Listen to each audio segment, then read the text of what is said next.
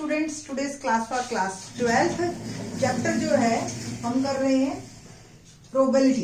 Probability में भी हम एक्सरसाइज 13.1 के क्वेश्चन नंबर 12 पे बात करेंगे। क्या क्वेश्चन नंबर 12 है? 12th क्वेश्चन में हमसे कहा गया assume that each born child is equally likely to be a boy और गर्ल। कोई भी बच्चा जब होता है तो इक्वल चांसेस होते हैं बॉय होने के और गर्ल होने के, 50-50, यानी कि प्रोबेबिलिटी हो गई 1/2 और 1/2। If a family has 2 children, अगर एक फैमिली के पास 2 बच्चे हैं तो क्या क्या चांसेस हो सकते हैं?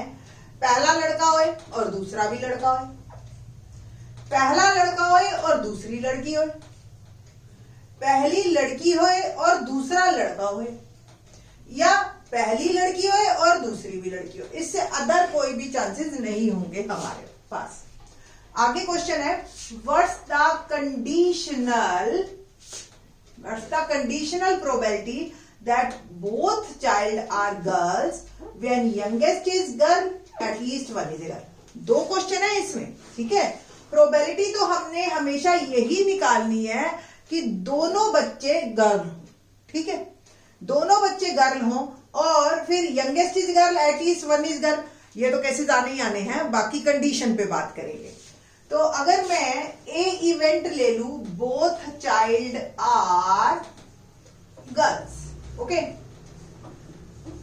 एंड बी इवेंट लू youngest is a girl,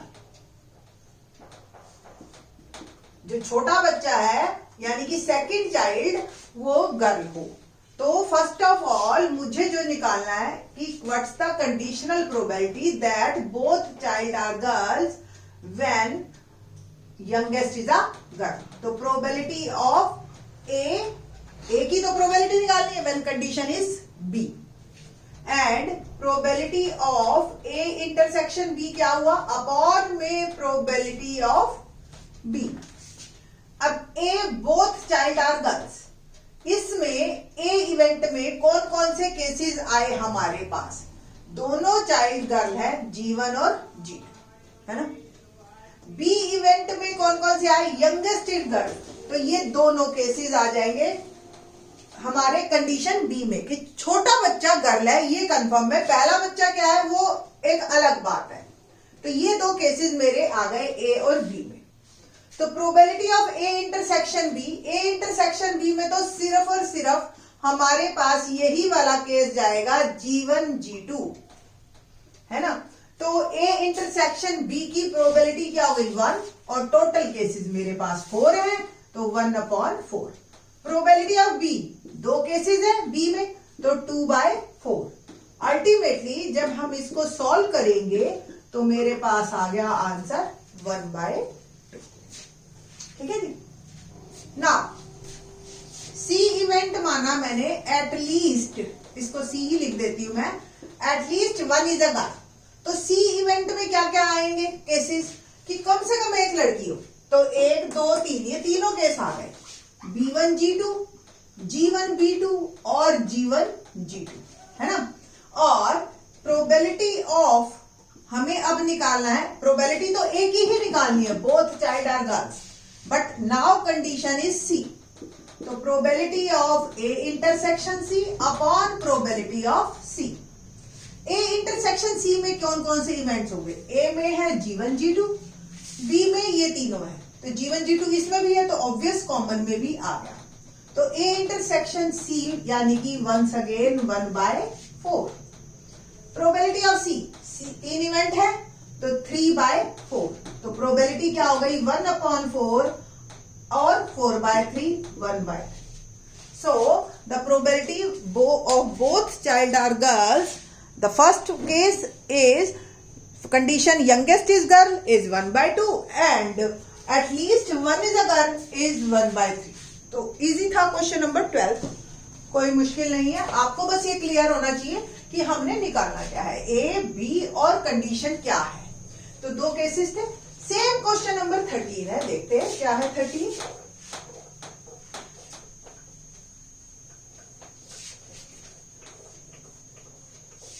let's see 13। An instructor has a question bank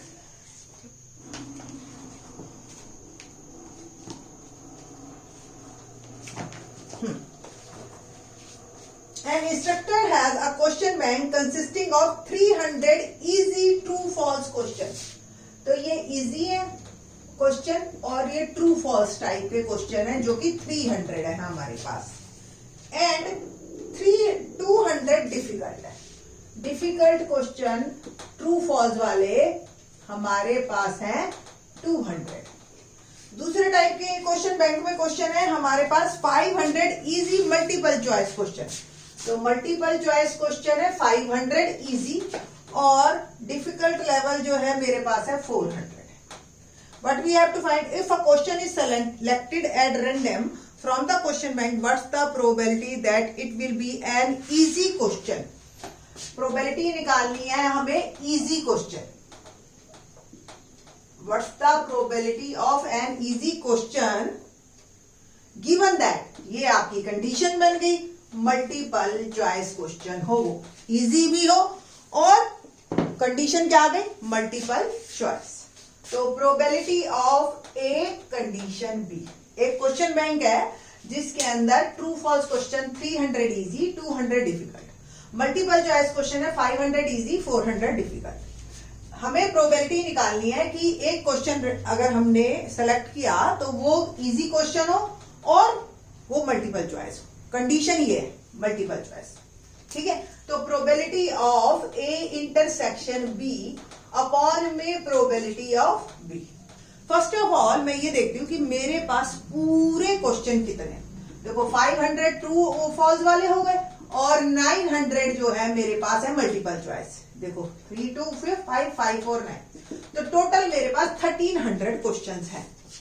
A intersection B यानी कि इजी भी हो और मल्टीपल चॉइस भी हो, इजी भी हो और मल्टीपल चॉइस भी हो. तो ऐसे 500 क्वेश्चन है. तो 500 अपॉन 1400 और बी है मल्टीपल चॉइस. तो मल्टीपल चॉइस टोटल क्वेश्चन कितने हैं चाहे वो इजी हो चाहे वो डिफिकल्ट हो 900 और टोटल है मेरे पास 1400. नाउ प्रोबेबिलिटी आप निकालिए तो 500 अपॉन 1400 और 1400 अपॉन 900 दे cancel two each other. 500 upon 900 दो जीरो से और काट दीजिए. Probability is 5/9. That is my answer. तो 13 क्वेश्चन जितना पढ़ने में बड़ा है उतना करने में तो बहुत ही इजी है. क्वेश्चन नंबर 14 पे बात करते हैं. 14 हमारा वही डाइस बेस्ड क्वेश्चन है. 2 डाइस रोल किए हैं आपने और देखते हैं क्वेश्चन क्या है. Given that 2 numbers appearing on throwing 2 dice are different. जब 2 डाई घेरे जाते हैं तो क्या क्या केसेस बनते हैं. 1 1 1 2 1 3 1 4 1 5 1 6 2 1 2 2 2 3 2 4 2 5 2 6. इस तरह के ही बनेंगे. आपको पता है एक डाई हम फिक्स कर देते हैं और एक को रोल ऑन करते रहते हैं, फिर नेक्स्ट में फिर चेंजेस कर देते हैं. इस तरीके से आपके पास पूरा सैंपल स्पेस बन जाता है.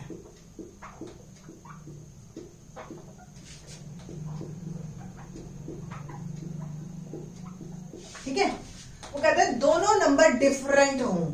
इट मींस ये वाले जो है आप कट कर दीजिए जिसमें दोनों सेम है 1 1 2 2 3 3 ये वाले कैंसिल हो जाएंगे. बाकी के 30 केसेस आपके इसमें आ जाएंगे है ना. Find the probability of the event the sum of the numbers on the dice is 4. तो ए इवेंट है जिसकी प्रोबेबिलिटी हमने निकालनी है that is A. Sum of the number of dice is 4 and condition क्या है both numbers are different. बस यही आपको अब पता करना होता है मेन. तो probability of A conditional B, probability of A intersection B upon probability of B. पहले हम बी पे ही बात करते हैं. बोथ नंबर्स आर डिफरेंट जिसपे हमने बात कर रखी है. टोटल ऐसे 30 केसेस हैं. टोटल 36 है जिसमें से 6 सेम नंबर वाले हैं. तो 30 केसेस में हमने इसको कट कर दिया. तो 30 upon 36. A intersection B. A intersection B का क्या मतलब है कि ए सम 4 हो और बोथ नंबर्स आर डिफरेंट. पहले तो सम 4 वाले केसेस में लिखती हूं कि क्या क्या हो सकता है.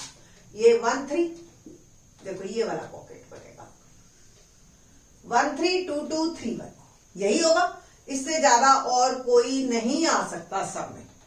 अब इसमें 2 2 वाला तो ये मेरा कट गया केस, क्योंकि ये तो अलग सेम नंबर हो गया, तो ये वाला तो मेरा कैंसिल हो गया। तो ये दो बचे मेरे पास नंबर। तो ए इंटरसेक्शन बी में मेरे पास आए 2 केसेस, तो 2/36। तो प्रोबेबिलिटी क्या होगी 2/36 इंटू 36/30 कैंसर 1/15, 2 और 30 काट दीजिए, तो 1/15 इज माई आंसर। ये था मेरा क्वेश्चन नंबर 40। एक पूरी एक्सरसाइज में क्वेश्चन नंबर 15 ही सबसे काम का क्वेश्चन है और इंटरेस्टिंग है और थोड़ा सा अलग है। 15th को समझने के लिए थोड़ा सा आप अपने प्रोबेबिलिटी को एक बार समझना पड़ेगा। क्वेश्चन देखते हैं क्या है। Consider the experiment of throwing a die, एक डाई गिरा। If a multiple of 3 comes up, यहां पे एक डाई गिरा है मैंने, ये नंबर है। अगर मल्टीपल ऑफ 3 आया यानी कि 3 और 6, और ये आया 1 2 4 5 अदर देन मल्टीपल ऑफ 3, ठीक है जी। थ्रो द डाई अगेन, अगर मल्टीपल ऑफ 3 आया तो डाई ही दोबारा से गिरा जाएगा। बट अगर अदर देन 3 नंबर आया तो कॉइन टॉस होगा, ठीक है। तो पहले मैं पूरा सैंपल स्पेस बना लेती हूँ कि अगर 3 आया तो फिर डाई गिरा जाएगा और क्या क्या चांसेस हो सकते हैं। 3 1 3 2 3 3 3 4 3 5 3 6, या 6 1 6 2 6 3 6 4 6 5 6 6, है ना। ये आ गए जी हमारे इसके। बट अगर 1 2 4 5 आया तो कॉइन टॉस होगा। तो क्या क्या केसेस हो सकते हैं हमारे पास। 1H 1T, क्योंकि कॉइन टॉस हुआ 2 ही chances. 2H 2T, 4H 4T और 5H 5T। ये मेरा पूरा सैंपल स्पेस बन गया, ठीक है ना। Find the conditional probability of the event. First है A, the coin toss are tail, the coin shows are tail, ठीक है। और बी कंडीशन है given that at least 1 die shows are 3। ये है आपका क्वेश्चन, ठीक है जी। पहले इससे क्वेश्चन को एक कंडीशन वगैरह निकालने से पहले मैं आपको पहले थोड़ा सा एक बात कर लेते हैं कि इनकी प्रोबेबिलिटी क्या बनेगी।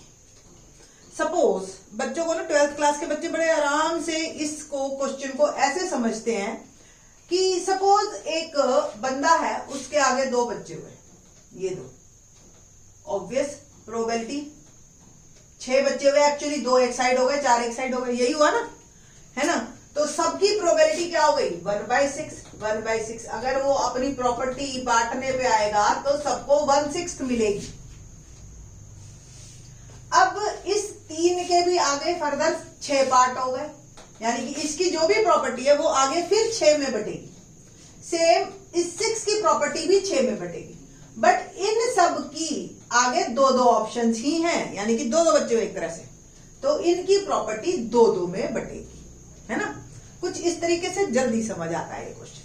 तो इट मींस इस 3 1 की प्रोबेबिलिटी, देखो पहले ही इसकी जो जितनी भी प्रॉपर्टी थी 1, इसको पहले 1/6 मिली। अब ये 1/6 को फर्दर आगे बांट रहा है, तो 1/6 इंटू 1/6, इनकी प्रोबेबिलिटी हो गई 1/36, 1/36, 1/, तो एवरीवन हैज, ये 12 के 12 हर की प्रोबेबिलिटी हो गई 1/36। और इसकी प्रॉपर्टी क्या है, ये 1/6 और इनको बटी आगे हाफ, तो इन सब की प्रोबेबिलिटी हो गई 1/12 ईच, ठीक है। ये बस आपको समझना है, ये नहीं कि यहां से सीधा 12 केसेस ये हैं और 8 केसेस ये हैं, 21/20 कर दो, ये गलती बस मत कर देना, ठीक है ना। B at least 1 die, at least 1 die, अब कम से कम 1 डाई, 1 डाई है, sorry 1 die shows a 3, 1 die shows a 3, तो डेफिनेटली यहां तो 3 का कोई काम ही नहीं है, ये तो केसेस खत्म हो गए। 3 वाले केसेस में एक तो ये 5 6 आ गए और एक ये आ गया 7। सबकी प्रोबेबिलिटी 1/36 1/36 1/36 7 है, तो प्रोबेबिलिटी ऑफ बी क्या हो गया 7/36। ठीक है, ये मेन है। अब बात करते हैं हम A intersection B. A intersection B में कौन कौन से इवेंट आएंगे, तो बी में तो हमारे जो है ये है क्वेश्चन 7, ये नंबर। ए क्या है, the coin shows a tail. A event कहता है कि टेल आए। अब सीधी सी बात है, टेल तो इस केसेस में है और इसमें 3 का नामो निशान नहीं, इसमें 3 है तो इसमें टेल का नामो निशान नहीं, तो कॉमन तो हमारे पास कुछ भी नहीं हुआ। तो probability of A intersection B क्या हुई फाइनली 0, है ना, तो 0 अपॉन समथिंग 0। तो probability of A conditional B क्या बनी, probability of A intersection B upon probability of B, तो 0 upon 7/36 is my answer, so the probability is 0। ये हमारी एक्सरसाइज 13.1 कंप्लीट होती है। Next exercise very important one, हम उसमें करेंगे कंडीशनल प्रोबेबिलिटी के साथ मल्टीपल थ्योरम, दूसरा इंडिपेंडेंट इवेंट्स, दोनों ही वेरी इंपॉर्टेंट है। ठीक है, in the next lecture. Thanks.